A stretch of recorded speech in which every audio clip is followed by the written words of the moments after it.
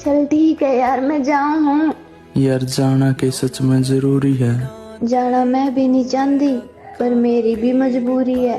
यार देख ले कोई और राह को नहीं। मेरे दिल ने पूछ क्यों कर जाऊँ मैं, मैंने भी दूर जाने का चाह को नहीं।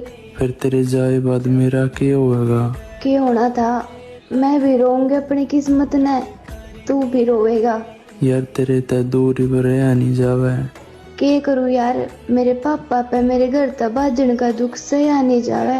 वादा कर तू दारू नहीं पीवेगा, बात कर ली किसी और ते न घुट घुट के नहीं जीवेगा।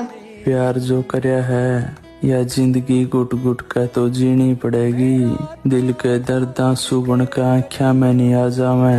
मने माफ करिए यार, मने पीनी पड़ेगी।